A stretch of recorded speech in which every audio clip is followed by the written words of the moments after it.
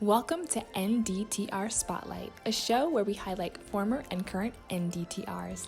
An NDTR, if you don't know, stands for Nutritionist, Diet Technician Registered. They also go by the credential DTR, which stands for Diet Technician Registered.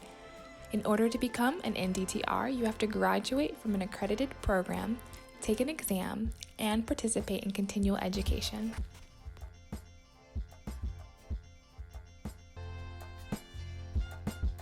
Welcome to NDTR Spotlight. I'm your host, Marie Lorraine. Today's guest has her Bachelor's of Science in Dietetics and a Master's in Public Health. She currently works as a digital health coach team and, get this, she recently received the Excellent in Practice Award from the Academy in 2019 for Diet Technician Registered. Yes, this is an interview you need to watch because you're going to get so much beneficial information about the Academy of Nutrition and Dietetics, and she is the subunit chair of a subgroup for DTRs in the Academy. We have our own subunits. And if you don't know about this, keep watching because we're going to learn all about it. So Dre, thanks so much for being here. Thank you so much for having me. This is awesome. I love this channel. I love NDTR Spotlight. I think this is such a great cause, great thing. Thank you. And I love what you're doing. And I really want to talk about that today. So before we dive into everything, all the awesome things you're doing in dietetics, why did you become a DTR in the first place? Yeah, that's a great question. So I actually went on the path to become a dietitian. I wanted to be a dietitian, and I did a 4-year degree in dietetics, and my next step was going to be the internship. And I didn't get I applied for internships on the first round and I didn't get in. Mm-hmm. And so I was a little bummed, but I decided to apply for jobs in public health, like as a health educator. And I got a job as a health educator in diabetes prevention right out of college. And I loved it. And I had known about the DTR, the new pathway that came out after the 4-year degree where you can take the exam right away. And so I went and did that because I still wanted to practice as a nutrition professional with integrity. Mm-hmm. So I got my DTR and practiced as a health educator for diabetes prevention right after college. And I realized, I really enjoyed it. I loved it. And I loved talking about general nutrition information, helping people eat healthier, encouraging people to eat fruits and vegetables and teaching them how, cooking classes, grocery store tours, all of that fun stuff that I actually didn't need my RD to do. And so I, considered reapplying for RD internships, especially since I had my NDTR, I had more experience. I felt like my application was a lot stronger. Mm-hmm. But I also was like, maybe I could actually use my financial resources and my time a little bit better and go get my master's or, just diversify my interests and try something else because I'm already enjoying what I'm doing. Mm-hmm. And I already have the credential and I'm practicing at the top of my scope. So that's what made me stay an NDTR instead of going the RD route. So originally I wanted to be an RD, and that was my dream since starting like high school. And so turning the curve and becoming an NDTR was a huge shift in mindset and change for me, but just seeing the value that it brought to my life. Like I now have my master's. If I went for my internship, I would have never been able to do that financially and time-wise. I'd be a year and 2 years behind or so. So it really afforded me that, and I'm really thankful for it. Yeah, I love that. I think one of the biggest benefits of the DTR credential is that it's like more financially like accessible. And then I love that you've broaden your scope of practice by going for your master's and like kind of weigh the pros and cons in that. And what you're doing in the field is as a DTR is like so exciting. It makes me really happy. So can you kind of touch on the award that you received last year, the process, and how you even found out about it? Yeah, so that's a great question. So last year I received the Excellence in Practice Award in the Dietetic Technician registered category, which I noticed actually this year they've changed the award to be the Outstanding Dietetic Technician of the Year. So it's the same thing, they just kind of changed the language, and I think it's because um, it's part of a campaign really to help us stand out. And I think taking it out of the excellence in practice categories, it helps it stand out on its own. And if you think about it, dietetic technician registered isn't technically a practice category. It's not a practice area, you know. So I think it makes a lot of sense to separate us out and choose an outstanding dietetic technician of the year. So I think it's an interesting and exciting change, but it's the same exact award essentially as far as requirements go. So basically you have to be an Academy member, and there's an application process. And so you are nominated either by somebody that you know or a DPG. So DPGs can be super helpful and supportive in processes like this for awards in any kind of sector, whether it's, you know, an outstanding DTR award or an excellence in practice award. They're very supportive. So they really helped me. They actually brought the award nomination to me. They were like, you know, we've seen some of the work you've done, like with the House of Delegates and some of the volunteer work I had already done with them, and just being connected with the subunit chair at the time. And they helped me with my, sorry, I'm trying to remember the process. It was Okay. kind of long. It's an intense process. So they helped me with my application. They essentially, the people that nominate you will write the application for you. They will gather probably, I think it was 5 or 6 reference letters from professionals, you know, professional references that you had, and then you'll have to write some backstory as far as all of these points that you want to meet. And the nominating committee will then go through and score you based on a specific scorecard.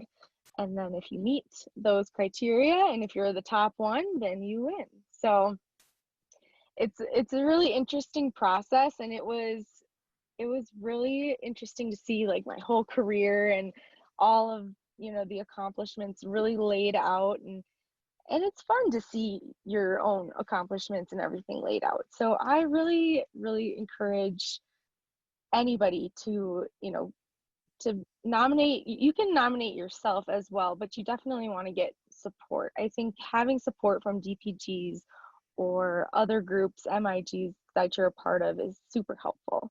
And that was one really big benefit for me being in the DPG at the time. Yes. So can you explain what a DPG is for our audience? DPGs are dietetic practice groups, and they are specific practice areas that RDs and DTRs can break off into. The one I'm a part of is the Dietetics in Healthcare Communities. So it's really broad. We do a lot of long-term care, and then DTRs are part of a subunit of that, because we see a lot of just variation of different practice areas that come into dietetics and healthcare communities. So we felt really welcomed and brought under the wing of DHCC, which has been really nice. But there's other practice areas like malnutrition or weight management. So, you know, any kind of interest that you have, there's probably a practice group for it, and they always have resources and information that are relevant to that practice group. So most of them cost around $25 to $30 a year to add on to your Academy membership.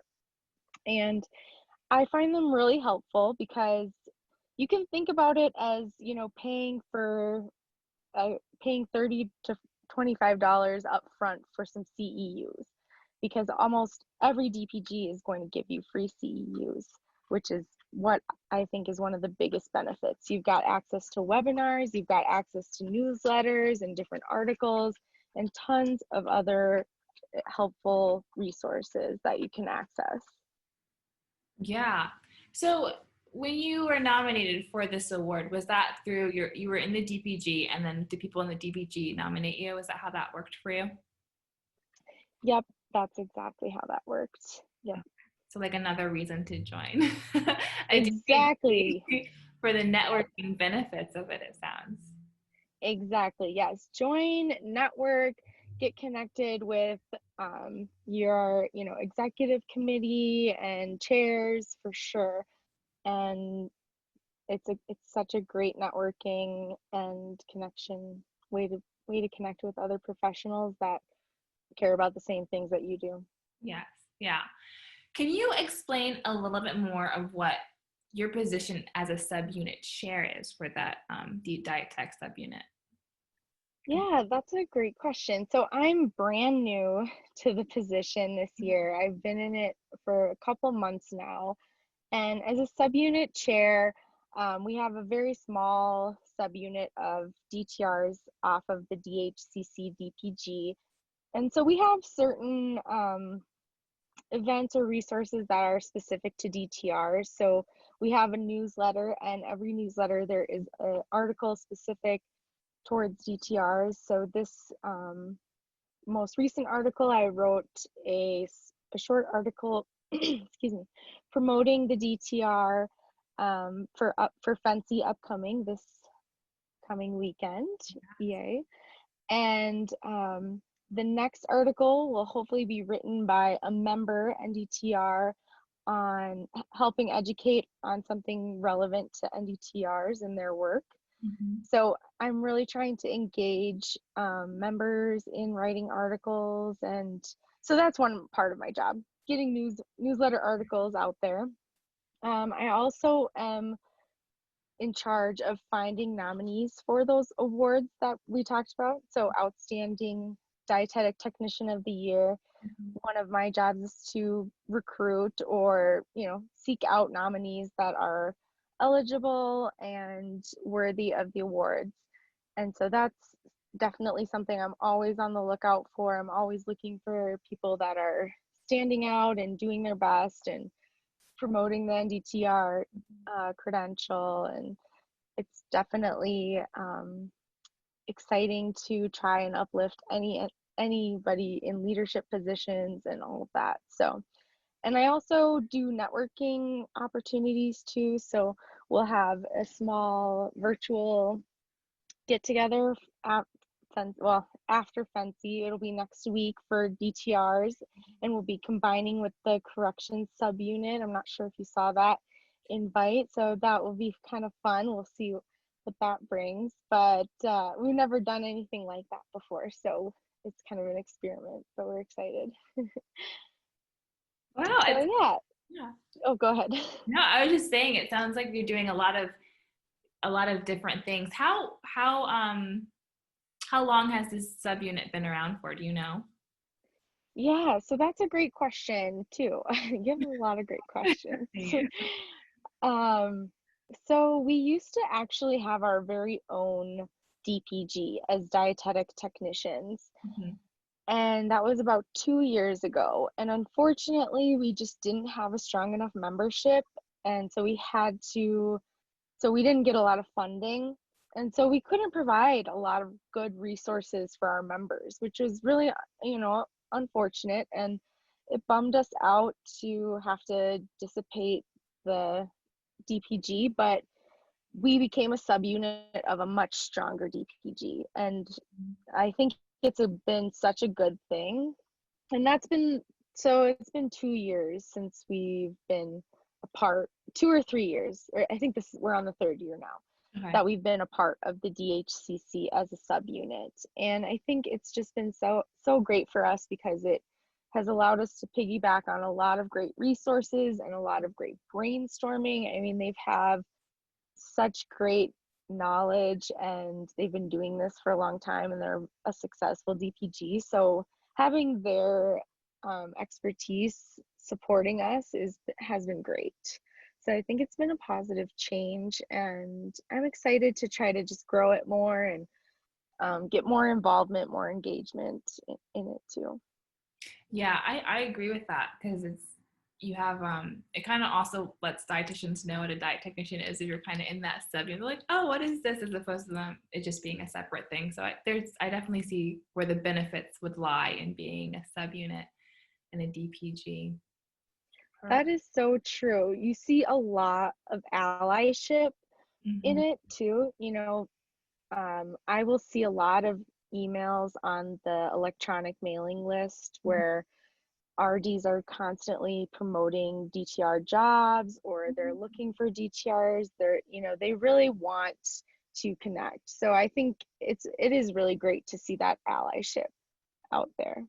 Yeah, I think that's so good. I just finished an interview with a diet technician, and she was reaching out to dietitians asking to like kind of help with that private practice. And if we can kind of bridge that gap with diet technicians and dietitians and work together really well, I think that'll even promote the profession even more, because there's so many more people passionate about nutrition out there. So how long does your position as a subunit chair last? So I will be in this position for 2 years. So this is my first year, and then so through 2022, and then the next chair will take over from there. And so can you kind of explain that process a little bit? How does that work? Yeah, I'm not sure exactly. So for this position, it's not an elected position, it's a chosen position.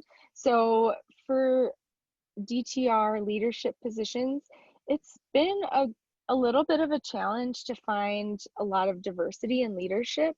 So, we're always looking for new people to come and engage and get involved. And so as soon as, more people are engaging and involving and showing interest, I think that's when we are going to support any kind of transitions. And basically, what I'm trying to say here is anybody who is interested and passionate about it, we want to put in these positions. Does that make Yeah, sense? And that then makes sense. yeah, the transition is very smooth and easy, and I have support from the past chair if I need to email her at any time, if I have questions at any time. And the committee is so helpful. They've all been really supportive and give a lot of good tips and advice, and so you're never alone in this. So it can be intimidating a little bit, but it's nice, it's fun. It sounds like a really good opportunity and like something to have in the back of your mind if you want to progress in the Academy of Nutrition and Dietetics, essentially. Absolutely. So how does someone join this subunit?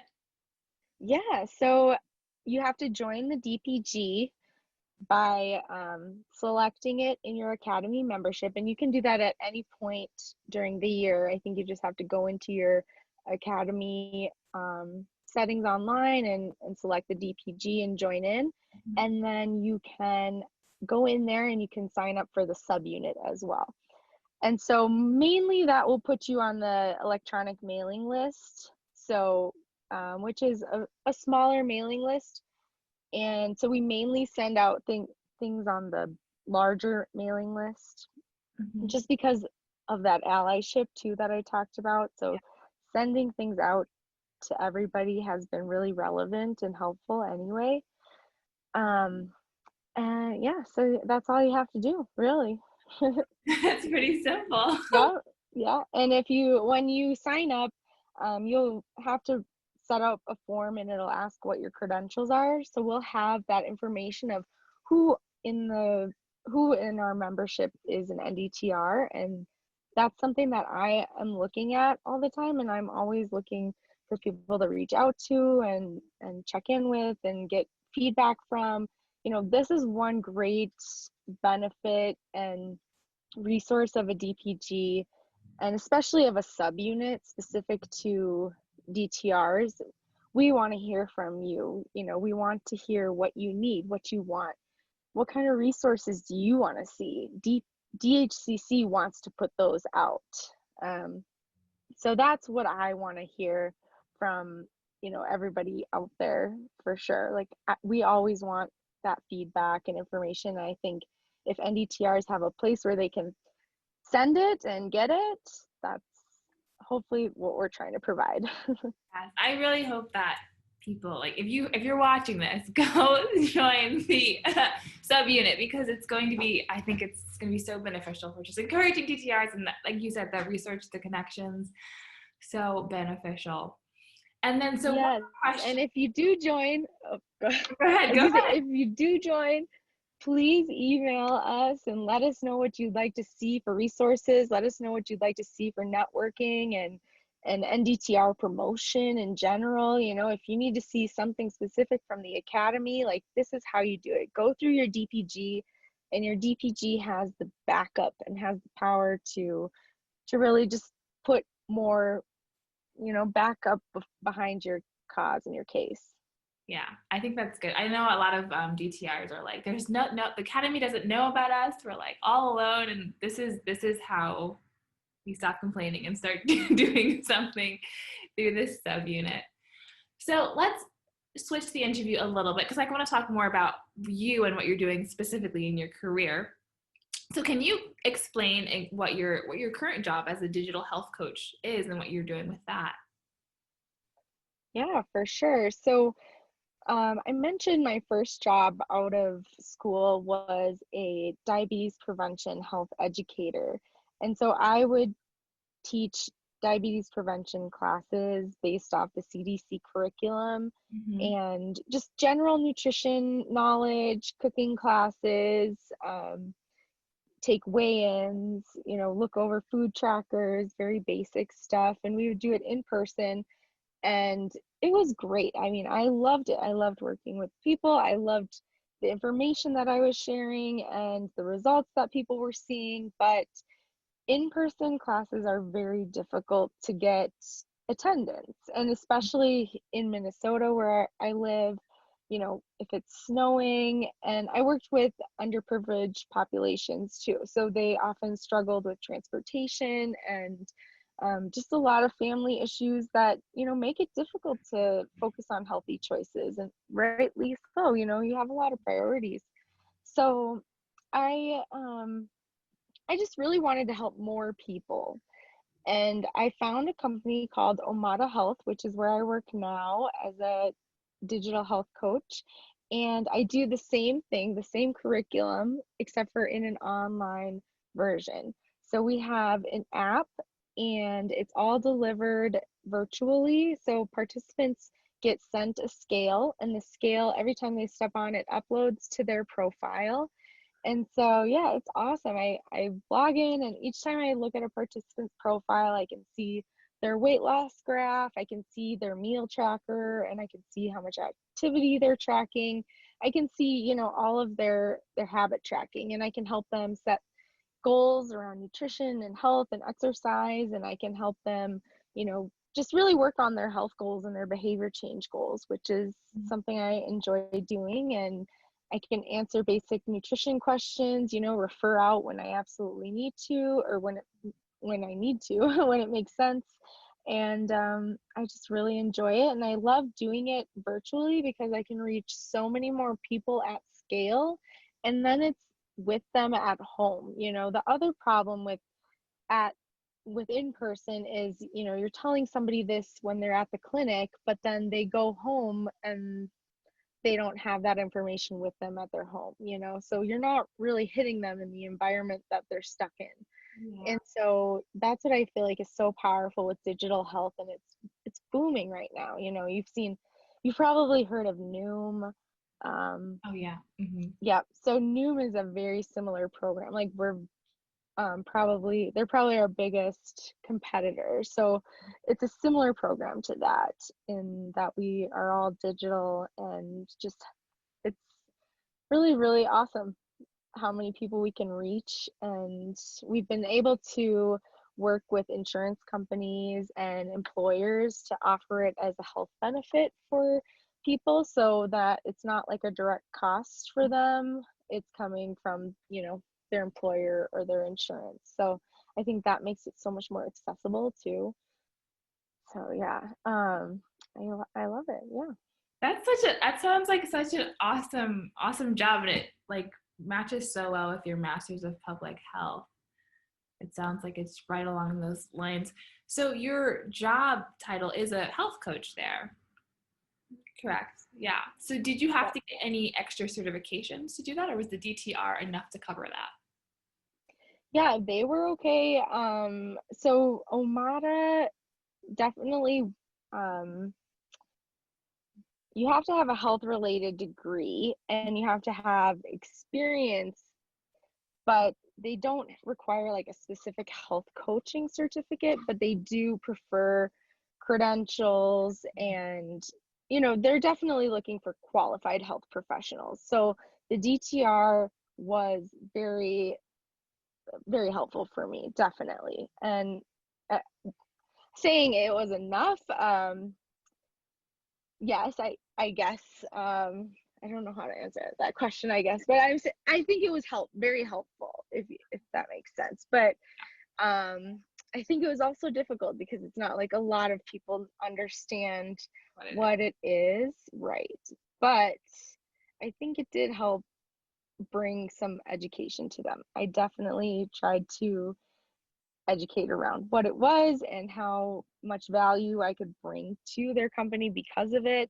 And so I think you really have to leverage your own credential too, because people will look at your resume sometimes and say, what is this NDTR, and unfortunately that is the reality of it sometimes when you're looking at jobs that aren't in when you're looking at a job where it's not an RD hiring you, or where it's not somebody in a clinical base hiring you.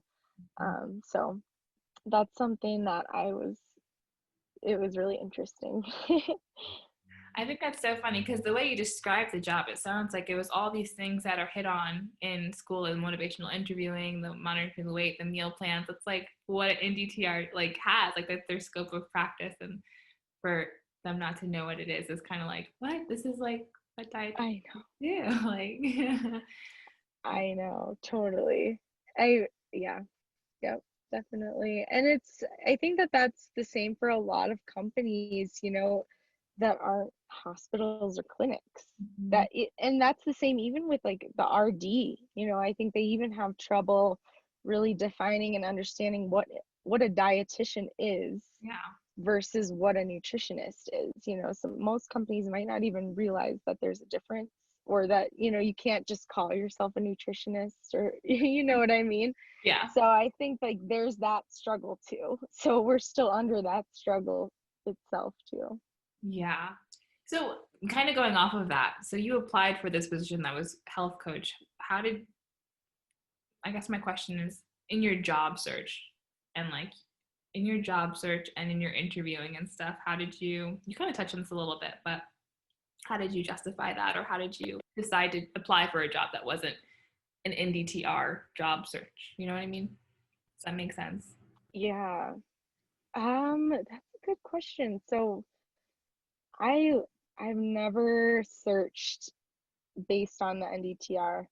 I've always searched based on nutrition or public health, or health education, like those kind of keywords.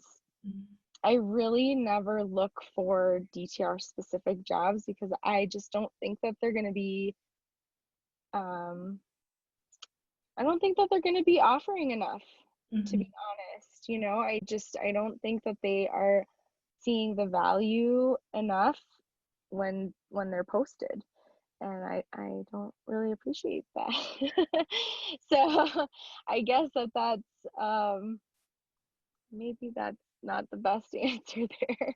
I think that's like a hack, a job search Yeah. hack right there. Because you think you have to look for NDTR, but like use different key terms and search for something else. Yeah.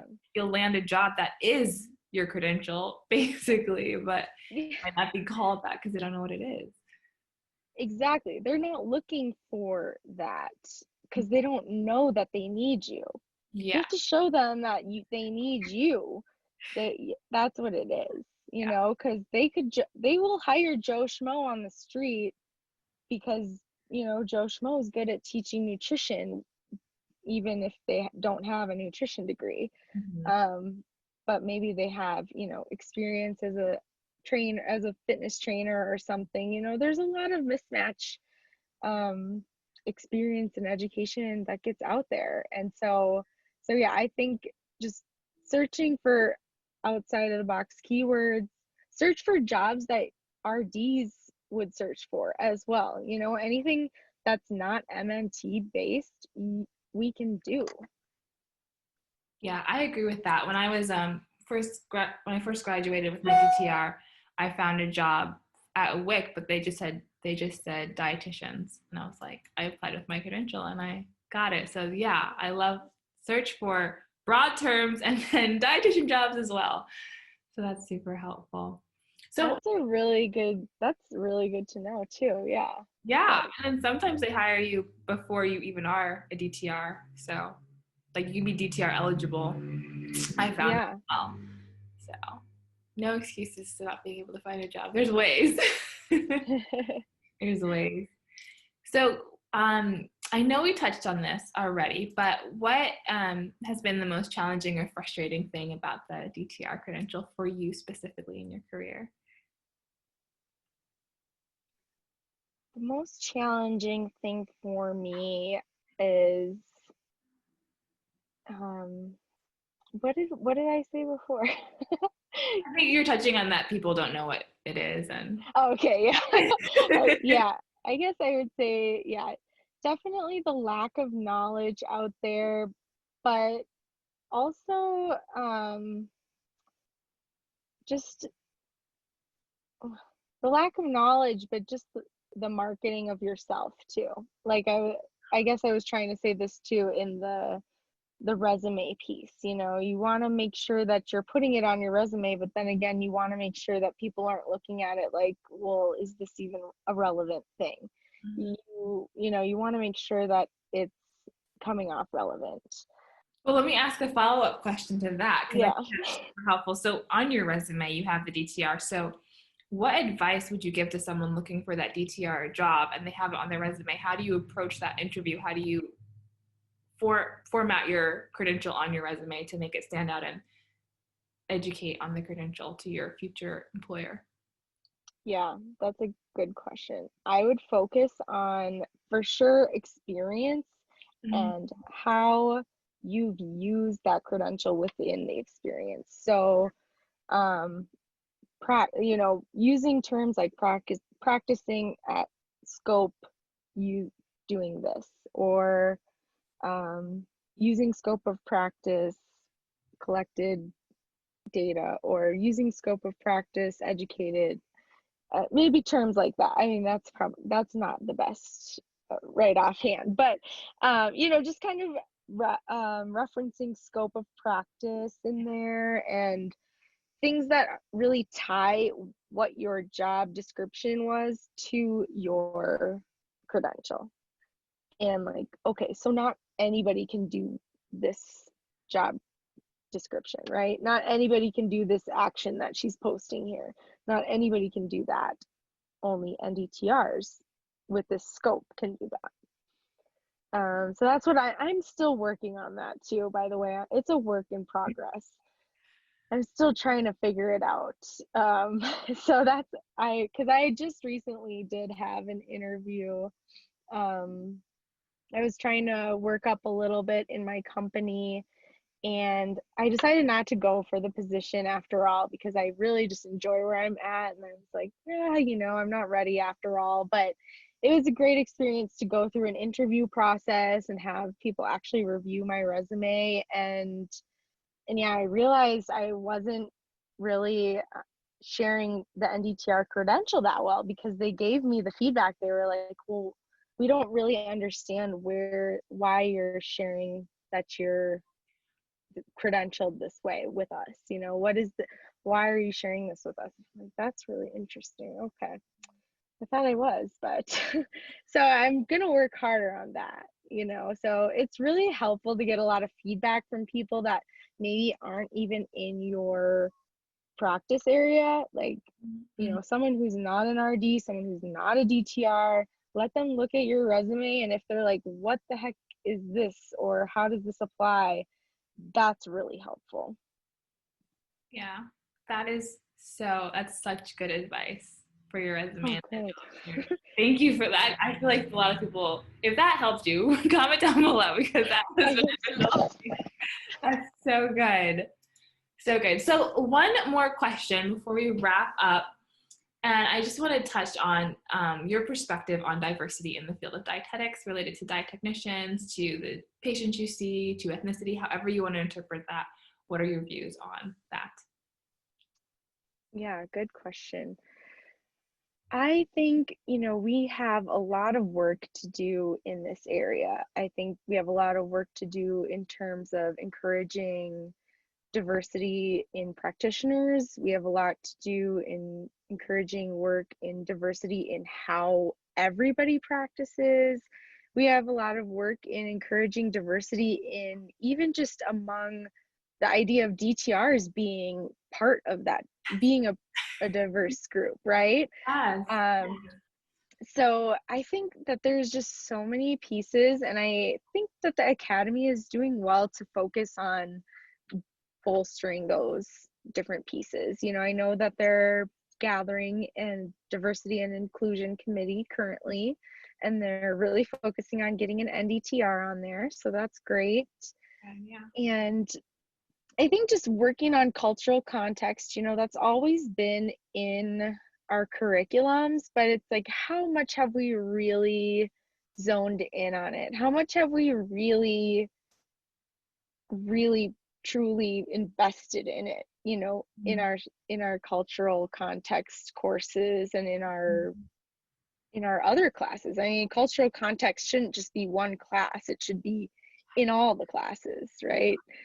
So I think that that's something we could really improve on as a profession for sure, like cultural context within macro and micronutrients classes or all of that. So I guess, does that answer your question a little bit? Or So good. I love that, having that culture perspective in every class, because it's yeah, food is culture, right? And we're doing nutrition, so having that always in the back of your mind is so beneficial. right. And you're always going to be talking to different people about the same things. So it's not like you can say the same things the same way to everybody. You can't just educate everyone the same way. So I feel like if we had understanding of different techniques of education of that topic while we're getting that topic, I mean, how much more powerful would that be versus having a different class for cultural context and then a different class for counseling where we have to then mesh the two together? It would be so much easier and much more flowy if we just connected it all together. Yeah, and then it's already in your brain that way, so you don't have to spend all this time figuring out how to do it Right. in practice. That's really, I thank you for that perspective. That's really, I love asking that question, because everyone always has these things I never think about, and I'm like, that's so helpful. Yeah, that's a great question. Yeah. Okay, so I know you talked about a lot of really cool resources in the beginning of this interview, but any resources you want to bring back up or let everyone know that you use or have been beneficial in your career as a DTR? Yeah, so I think, definitely the DPGs, not even just DHCC, any DPG has been really supportive and helpful in my career. The weight management one has been specific to my practice area, and I found the resources really helpful there. I know in your pre-interview stuff you asked about study guides for the DTR, and I used the one from the Academy, and I feel I passed on the first try, so I felt like it was really good. And yeah, I felt like the practice exams helped me the most. That was where I really just felt like those practice exams were critical for me. And let's see, other resources that I currently use. I would really encourage more DTRs to get involved with your um, state academy as well, because I think getting involved at that level just brings us up even more, and to that national level too. I agree with that. I recently asked a couple academies about the Diet Technician of the Year for that state. And I asked about like 6 states, but like 5 of them got back to me and said they had no nominations for 2020. So yeah, I agree with that. Did you ask Minnesota? I'm just curious. No, I didn't. I asked Texas, Kentucky, Michigan, Ohio, Missouri, and Florida. Yeah. Awesome. Well, anything else you want to touch on or add before we close out? No, I just want to say thank you so much for having me on this interview, and I'm, excited to share this information and really hope this was helpful to anybody. And I'm just really excited about your channel and your NDTR Spotlight business. It's so great. Thank you, and I appreciate your time. So thank you guys for watching this Spotlight with Dre. All the information about the Academy of Nutrition Dietetics and then her subunit is down below. So please, even if you're not going to sign up, check it out, look it up, read the article on the page. So just so you're aware of it, and really consider joining the group to help promote this credential. If you are upset that DTRs are not recognized and you're not doing anything in the Academy of Nutrition and Dietetics, I don't know why you shouldn't be saying anything. So try and let your voice be heard. And we'll see you at our next interview.